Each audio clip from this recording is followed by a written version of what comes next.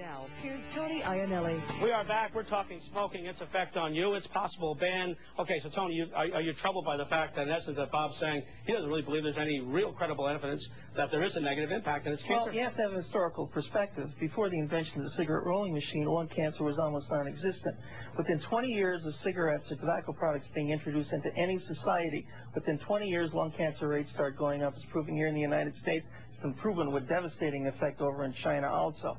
There's absolutely no doubt that smoking causes a variety of these. We're only talking, you're only talking about cancer. There's heart disease, which is the #1 killer in smokers. I mean, if you're breathing in carbon monoxide constantly, I think that's going to have an effect on the heart, plus the variety of chemicals that are caused by the burning of any type of tobacco product. All right, Bob, so has he convinced you? I mean, that's no, there's been 31 epidemiology studies of heart disease specifically, and of those 7 indicated that there may be a concern for causal effects. However, you never hear about all the other ones. The Surgeon General's report is a meta-analysis of numerous studies. They picked and chose what studies they wanted in there to include. They left out Cabot and Enstrom that was released in 2003, the largest study ever done that came up with you're saying it's a flawed study? Absolutely. All right, let me ask you a question. Are you in this alone, this game, or are there people, is there an organization that believe what you believe?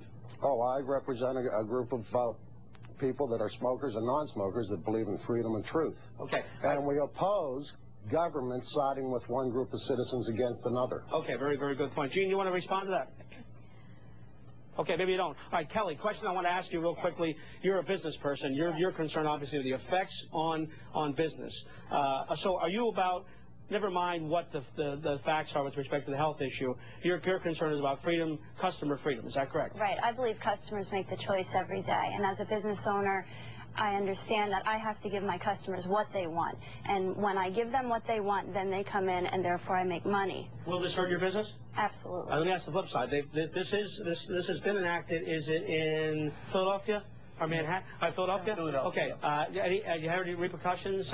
Either anybody here, has it hurt business, or is it much ado about nothing? I believe it has hurt the bar and restaurant business especially. I have a friend that bartends in Philadelphia, and his business went down immediately following. Right. Kelly, when you speak to this, do you represent the Neff's Hotel, or is it the Tavern Association's position, period, we don't want to ban?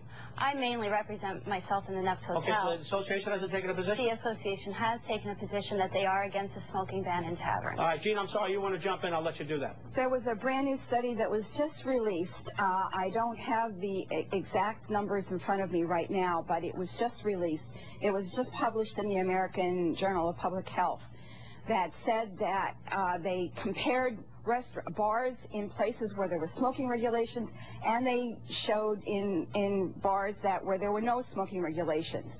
And there was no difference in sales, and there was no difference in price in these bars. Do you believe that, Kelly, or is that easy? I absolutely don't believe that. Okay, you don't believe that. I know my customers, 75% of my customers are smokers, and I know that if they have to leave my bar to go outside and smoke, they're going to leave. Okay.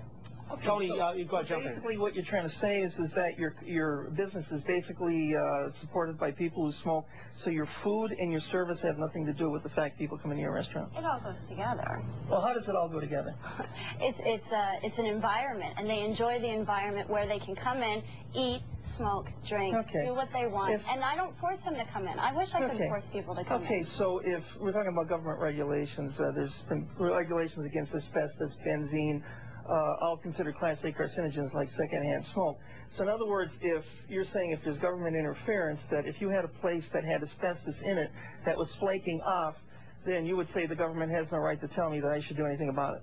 Or the government has no right to tell you that my glasses should be clean, or the government shouldn't have the regulations going ahead and showing that the food that you're serving is safe. As soon as they come in that there is smoking allowed in my bar. If they are against smoking, they can absolutely turn right around and walk back out the door. So in other words, we're the ones being She's all about freedom of choice. I want to get back to that, Tony. Bob, go ahead. OSHA will not apply the general duty standard to environmental tobacco smoke, and again, their spin on the English language, they want to use secondhand smoke to make you think about an old pair of tennis shoes as opposed to environmental tobacco smoke.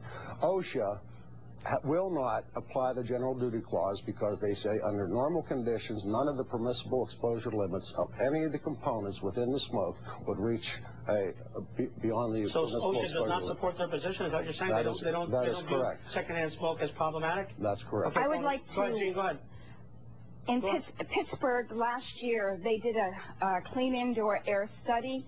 It was just to test the air quality of restaurants and bars that allowed smoking, and the particulate matter that was in the air was at such dangerous levels that had it been in a manufacturing company, that OSHA would have closed them down. But No, since Are OSHA you surprised, Gene, that OSHA has not jumped on board and in fact said that secondhand smoke is problematic, to Bob's point? I am surprised. Again, I think this whole issue there, I believe a lot of organizations now are waiting on the state government to pass a law that would clean the air and eliminate the differences We don't need a between one nanny or the state. other. OSHA has already established their position on this, and they want to continue. Okay, Tony, I want to ask you a question. Yeah. Why isn't it good enough to say, as Kelly proposes, it's up to the customer, it's up to the individual? I mean, what is it that troubles you to the extent that you say it's time for government to jump in? Yeah, okay, because what